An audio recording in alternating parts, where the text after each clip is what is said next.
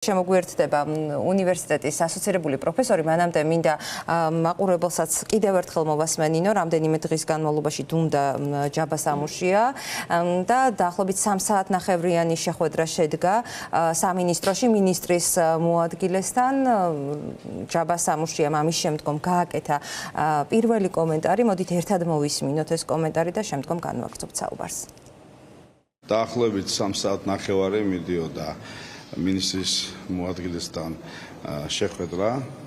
მინდა გითხრათ, რომ იყო, რა თქმა უნდა, მწვავე შეკითხვები. ეს იყო როგორც ტექნიკურ საკითხებთან დაკავშირებული, ასე ვთქვათ, შეკითხვები და მეორე იყო, რა თქმა უნდა, პოლიტიკური საკითხები, რომელსაც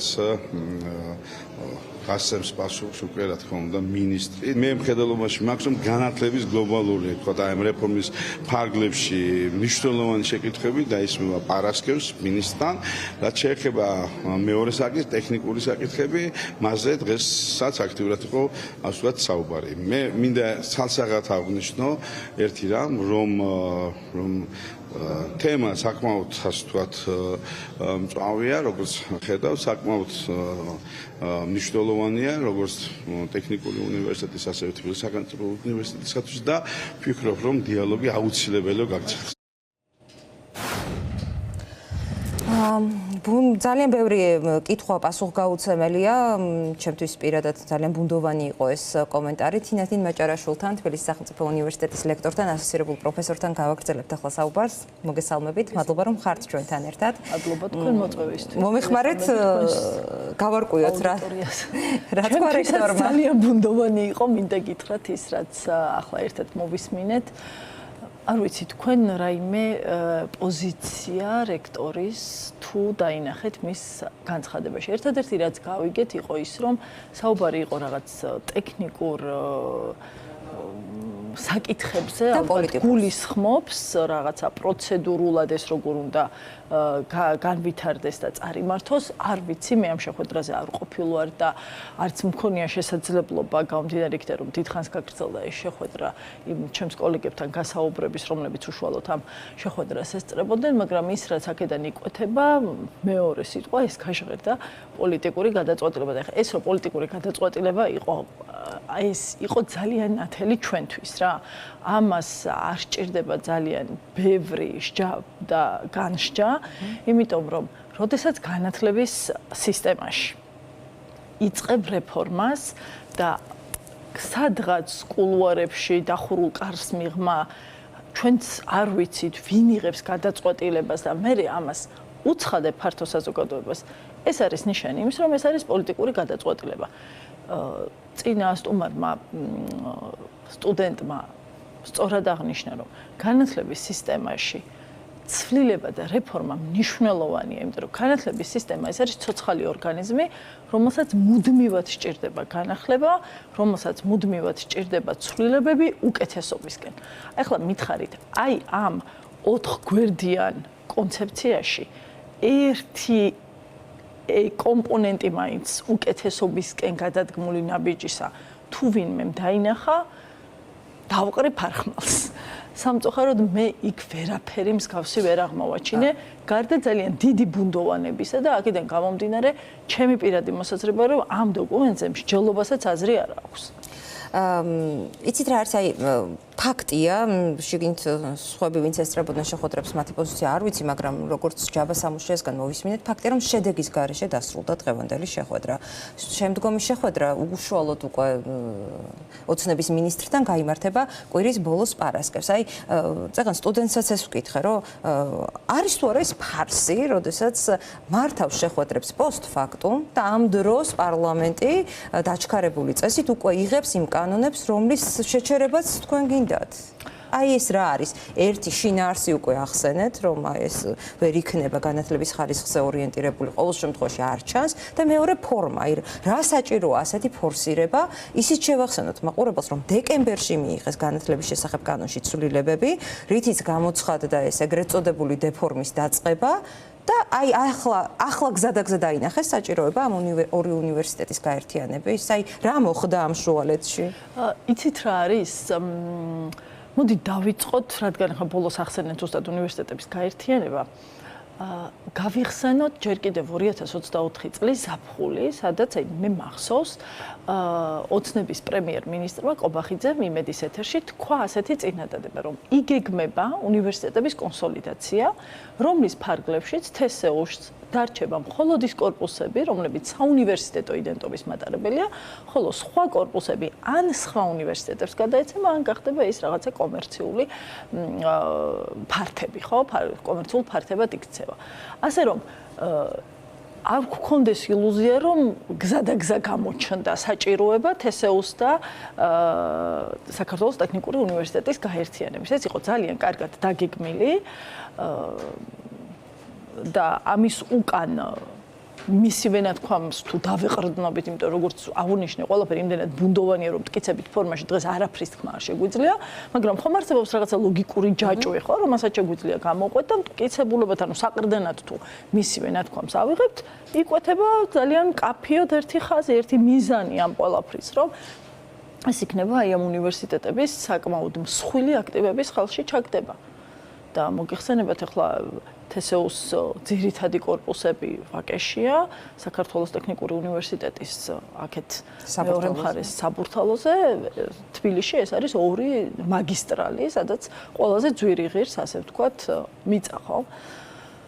და შესაბამისად ეს ინტერესი ნამდვილად არსებობს და მეორე ის რაც ბატონმა ჯაბამაც ახსენა და ბატონ ჯაბას რომ არ ეხსენებინა იქამდე თვითონ გაბისონიამ გამოგვიცხადა რომ ეს არის პოლიტიკური გადაწყვეტილებაო, რა იგულისხმება ამ პოლიტიკურ გადაწყვეტილებაში? ამ პოლიტიკურ გადაწყვეტილებაში ჩემთვის ცალსახად იკვეთება ის, რომ ეს არის ერთგვარი კონტროლის მექანიზმის შექმნა, აი ძალიან ბევრ ეთერს ვადევნებთ, ხო, თვალს ახლა ყველა ეკრანთან ვართ, ვისმენთ ერთმანეთის მოსაზრებებს და იკვეთება ერთი რაღაც და ისმის ასეთი შეკითხვა, აქამდე არ ქონდათ კონტროლი, ნამდვილად არ ქონდათ კონტროლი აქამდე, ისეთი სრულმასშტაბიანი კონტროლი, რომლითაც აბსოლუტურად ყველას ქმედებას გააკონტროლებდნენ, ხო? ეს ტექნიკურ უნივერსიტეტსაც ეხება, შეიძლება ცოტა არაეთიკურია, მაგრამ ცოტა შორიდანაც რო შევძლოთ შეფასება, ის განცხადება, რომლის ქვეშაც ხელს არავინ არ აწერს, მაგრამ მიემართება ივანიშვილს და თქვენი მხარდამჭერებიო ასე სრულდება.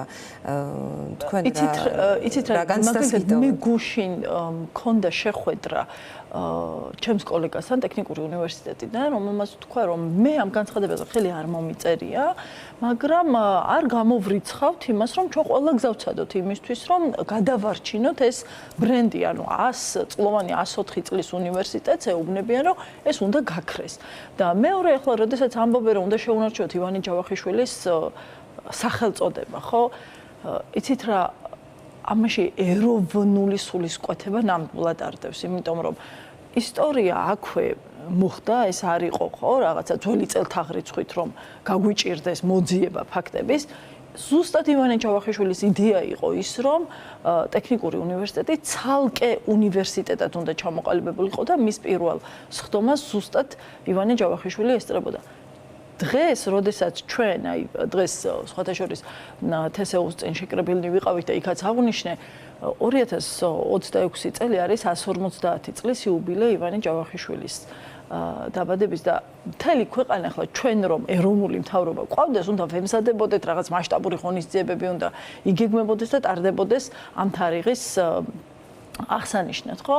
და რა რეალობის წინაშე ვდგავართ, რომ ყველა ნაბიჯი, რაც არის დაანონსებული, ეგრეთ წოდებული, აი ამ კონტრრეფორმის ფარგლებში, ყველაფერი ეწინააღმდეგება ივანე ჯავახიშვილის იდეას. ანუ იმ ეროვნულ ქართულ იდეას, რომლის საფუძველზეც შეიქმნა ქართული უნივერსიტეტი, სადაც შეიქმნა ქართული სახელმწიფოებრიობის იდეა, ჩამოყალიბდა და მერე დროთა განმავლობაში აღორძინდა, ხო? ავად თუ კარგად, სწრაფად თუ ნელა, ეს მეორე საკითხია, მაგრამ ის რომ დღეს ჩვენ ვარსებობთ, ეს ნამდვილად ჩემთვის პირადად ივანე ჯავახიშვილის დამსახურება.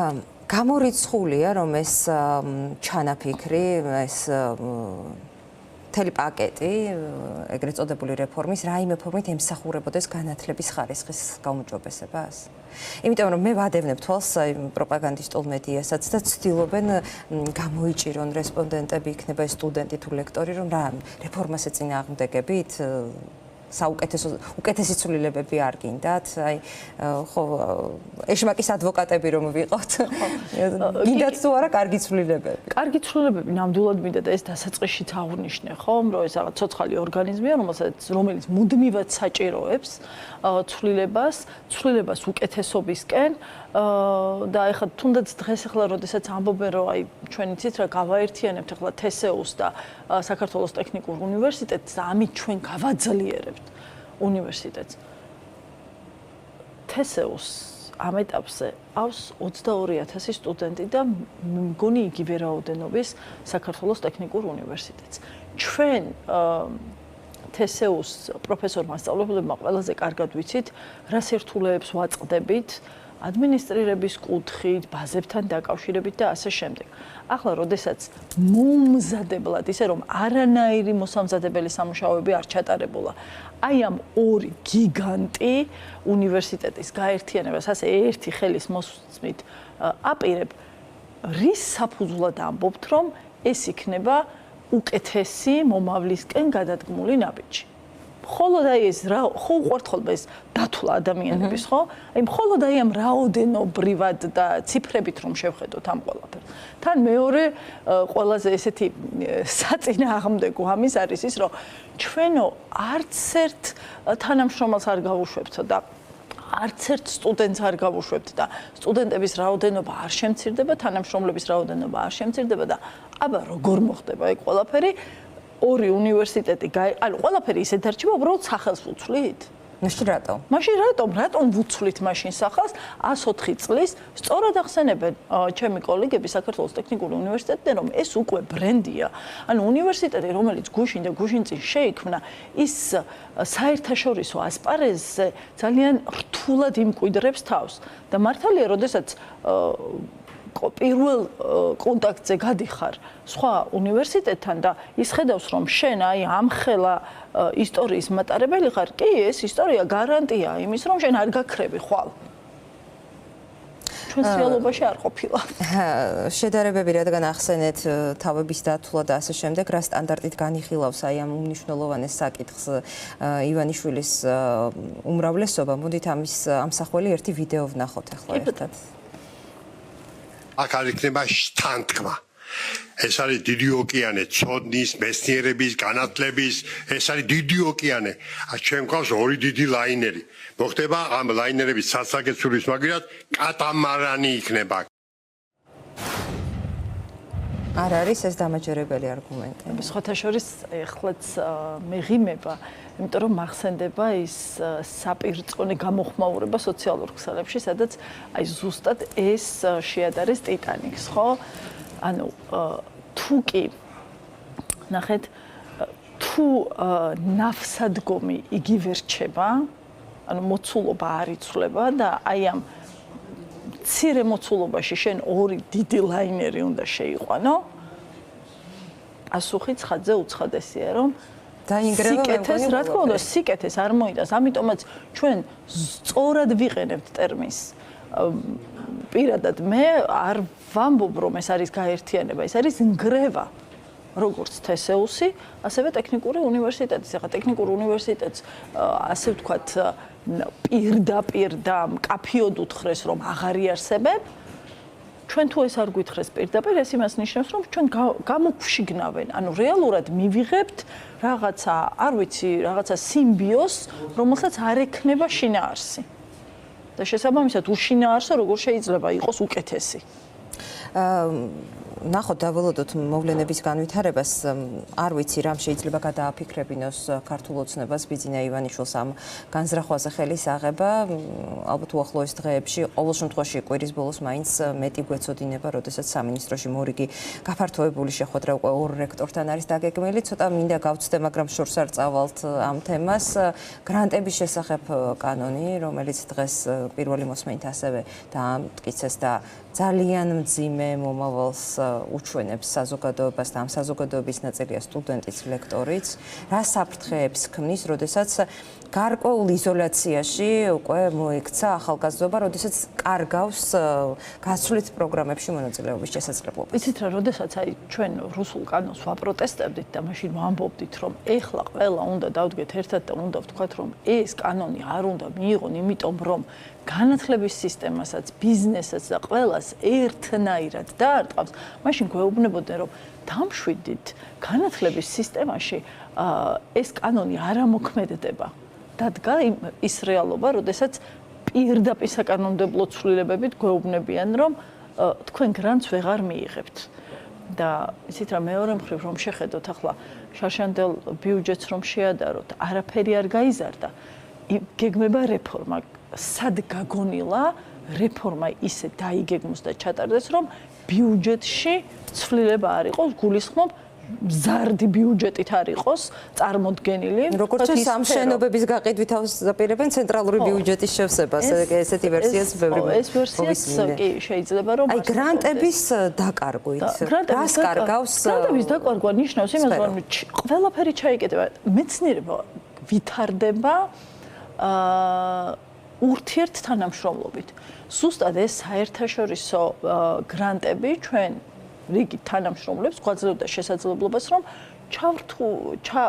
ასე ვთქვათ, თანამონაწილენი გამხდარიყავით იმ სოფლიო პროცესების, რომელიც მიმდინარეობს დღესაც კვლევის მიმართულებით, ხო? ზოგან ვიყავით ექსპერტად მიწვეული, ზოგან ვიყავით თვითონ საპროექტო წინადადებების ავტორნი თუ შემდგომ გარკვეული კვლევის გარკვეული ეტაპების განმახორციელებელნი, ეს ყველაფერი დამთავრდება და შესაბამისად რაღაც ჩაკეტილ სივრცეში მეცნიერება ვერ იარსებებს.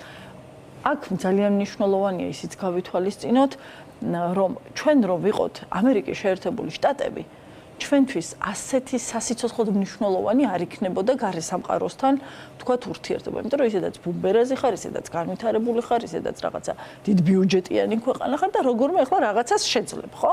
მაგრამ ჩვენ, როდესაც აი ამ ყველა ფუფუნებას მოკლებულნი ვართ, ჩვენთვის სასიცოცხლო მნიშვნელოვანი, ანუ დღეს ქართული მეცნიერება რომ გადარჩეს, მას ჭირდება აუცილებლად პირიქით, რაც შეიძლება მეტად გახსნა და გაფართოება თანამშრომლობის გზების. აი დღეს მიღებული კანონის მიხედვით რომ წარმოვიდგინოთ, ვთქვათ, თქვენ ადამიანი, რომელიც სტუდენტების ინტერესების დასაცავადაც გახართ დღეს საპროტესტო აქციაზე უნივერსიტეტის შენობის წინ, ამავე დროს მაგალითად სამეცნიერო ჟურნალში, ანუ უცხოურ რაღაც კვლევაში ჩაერთვებით და ამასში მიიღებთ ჰონორარს, აღარ გექნებათ შესაძლებლობა რომ აზრი გამოხატოთ მაგალითად უნივერსიტეტების გაერთიანების შესახებ. ეს არის ძალიან მნიშვნელოვანი, კი ბატონო, ანუ მეორე ბერკეტი, რაც უნდათ რომ ამ კანონით აამუშავონ, არის ზუსტად ეს, რომ გეუბნებიან, გინდა მიიღო გრანტი. კი ბატონო, აი გრანტი დაჯექი შენთვის სადღაც კუთხეში ჩუმად, იკვლიე, წერე სტატიები, ოღონდ შენ ხმას ვერ ამოიღებ.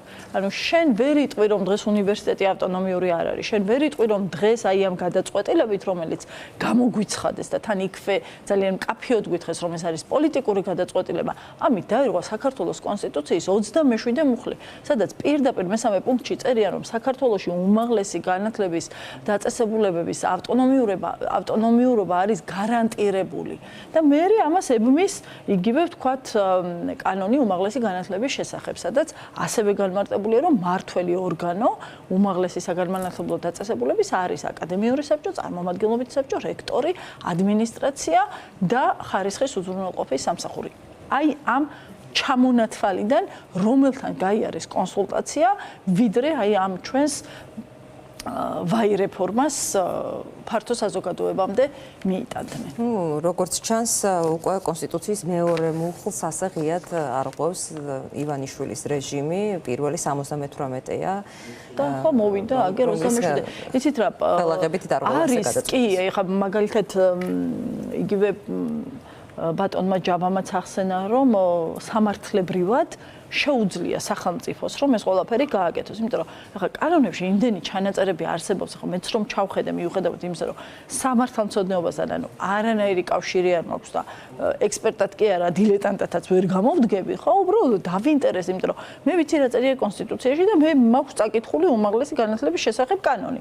მაგრამ იმის იქეთ ახლა შინაგანა წესი, ცვლილებები და ასე შემდეგ, ეს არ არის ნამდვილად ჩემი ინტერესის სფერო, მაგრამ იძულებული გავხდი ჩამეხედა. დავინახე იქ თარიღები 2024 წელს შეტანილი ცვლილება, ანუ საკანონმდებლო ბაზა მომზადდა, ოღონდ ჩემი აზრით ეს საკანონმდებლო ბაზა წინააღმდეგობაში მოდის კონსტიტუციასთან. ანუ თუ ჩვენ ვამბობთ, რომ ქვეყანაში უპირატესი არის კონსტიტუცია, მაშინ ყველაფერი ხომ აქედან უნდა გამომდინარეობდეს. თუ კი იქ ისეთ რაღაცას ჩანაწერს აღმოაჩენ, რომელიც კონსტიტუციას ეწინააღმდეგება და მე ამ ჩანაწერით ჩვენ ამართლებ, რომ აი სამართლებრივად ეს შესაძლებელია, რომ ასე მოხდეს, ერთპიროვნულად მინისტრმა მიიღოს გადაწყვეტილება თუ მინისტრის წარდგინებით მთავრობამ გამოაცხადოს ლიკვიდაცია თუ რეორგანიზაცია, არ ვიცი ხა, ჩემთვის ეს პირდაპირ არის კონსტიტუციის დარღვევა. ნუ კანონებით შეიძლება იყოს უკანონო, თურმე ასეთი რეალობის წინაშე დაგვაყენა ქართულმა. კი, და სხვათა შორის ეს მახსენებს კიდევ აგერ პოლიტკოვსკაიას ციკლს ვკითხულობდი ამას წინ პუტინის რუსეთი და იქ პირდაპირ უწერია, რომ პირველი რაც გაკეთდა, ეს იყო კანონის დიქტატურა და ზუსტად იგივე გზას გავდივართ, იმიტომ რომ როცა გეუბნებიან, რომ სამართლებრივად და ამ სამართლებრივობაში გულისხმობენ ჩანაწერს სადღაც და არა იმ ზეკანონს, რომელიც არის კონსტიტუცია, სამწუხაროდ მაგ რეალობაში ვართ. თინათი მაჭარაშვილი, ასოცირებული პროფესორი, იყო ჩვენი გადაცემის ბოლო სტუმარი. დიდი მადლობა თქვენ, გაგვიზიარეთ თქვენი მოსაზრებები. ამ მოვლენების განვითარებას ჩვენ ცხადია თვალს ვადევნებთ.